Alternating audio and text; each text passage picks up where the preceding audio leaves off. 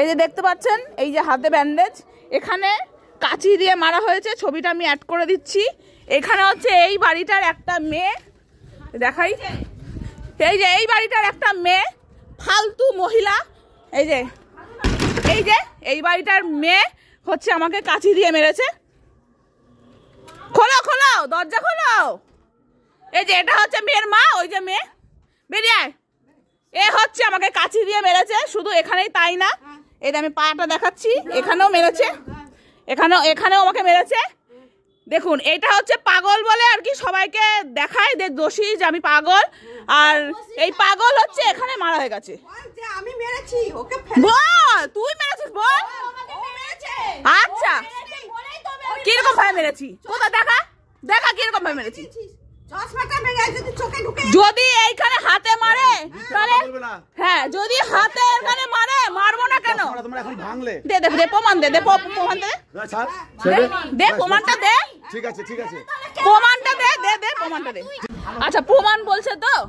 প্রথমে আমার ভাইয়ের সঙ্গে কোনোভাবে কোনো একটা মানে ঝামেলা ঝাঁটি কিছু একটা লেগেছে, তাই আমি ওকে জিজ্ঞেস করতে গেছি যে ওর নাম বনি, ঠিক আছে, ভালো নাম হচ্ছে সায়নী, সায়নী তো, হ্যাঁ সায়নী। তো আমি ওকে জিজ্ঞেস করতে গেছি যে তোর ব্যাপারটা কি, তুই এরকম, ও আমাকে আমার বাবাকে বলেছে যে তোর বাবা পাগল। আমি তখন শুয়েছিলাম, তখন ফট করে আমি উঠে গেলাম। উঠে যাওয়ার পরেই হচ্ছে আমি বললাম তোর, তুই কেন বললি আমার বাবা পাগল? তখন সাথে সাথে আমাকে এখানে কাঁচি দিয়ে মারে, প্লাস আমার বুকের মধ্যে কাঁচি নিয়ে আসতে যায়। তখন আমি সাথে সাথে ওকে এমন ঠাসিয়ে চড় মেরেছি, চশমাটা কোনোভাবে ভেঙে যায়। তারপর খুব হাতাহাতি হয়, আর আমার পায়ের মধ্যে এখানে আবার কাঁচি দিয়ে মারতে যায়, আমার বোন আটকাতে যায়, সমানে কাঁচি দিয়ে মারতে যায় সমানে। প্লাস এখানে আমার এখন দুটো সেলাইও পড়বে, যেটা আমি সেলাই করতে যাব, একটা ইমিডিয়েটলি কোনোভাবে ট্রিটমেন্ট করা হয়েছে, সেলাইটাও তোমাদের দেখাচ্ছি। কাছে আর প্লাস নিচে আসছিল, কাজে ওখানে পড়ে, তারপরে হট করে শোনো আসছিল বলে শোনো, খুব কষ্ট হচ্ছিল। আপনারা অন্তত এইটুকুনি আমি আপনাদের হাতে জোর করে আমার ক্ষমা, আমাকে ক্ষমা করে দেন। হ্যাঁ, আমার ভুল হয়েছে। হ্যাঁ, থ্যাংক ইউ কাকা। আল্লাহ গুনা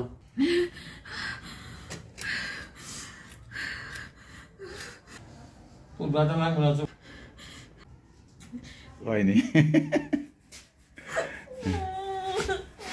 পাগলের সঙ্গে আর যাবি না মিশতে, মানে ব্যান্ডেজটা হয়ে গেলেই ব্যাস।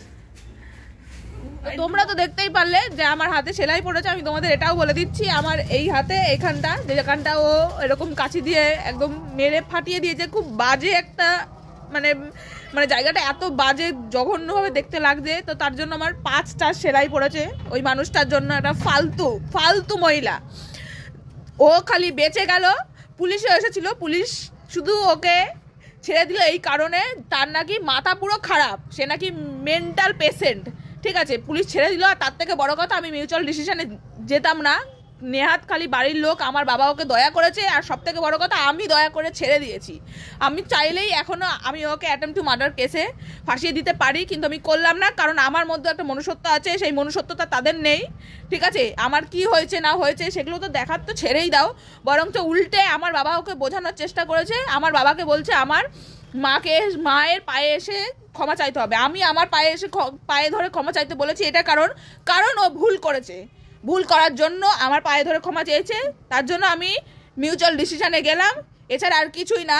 আর তোমরা একটু করে কমেন্ট করে জানাও সেই মানুষটাকে অ্যাটলিস্ট আমার কিছু করা উচিত কিনা। আমি জানি আমার মিউচুয়াল ডিসিশন করাই উচিত, কারণ থানা পুলিশ করা উচিত না। আমার মনে হচ্ছে পুলিশ আমার প্রতি ফেয়ার ডিসিশনটা নেয়নি, ওর প্রতি কিছু একটা রিয়াকশান দিলেও কিছু ভালো হতো। বাট ঠিক আছে, চলো, আমার বাবা আমাকে অনেক করে বোঝানোর চেষ্টা করেছে, আমি নিজেও বুঝতে পেরেছি, ঠিক আছে। বাট ক্ষতিটা আসলেও কার হলো? আমার হলো, 5খানা সেলাই পড়লো, ঠিক আছে। এখন যন্ত্রণাটা ভুগতে হবে সেটা আমাকেই, কাউকে না, অন্য কাউকে না।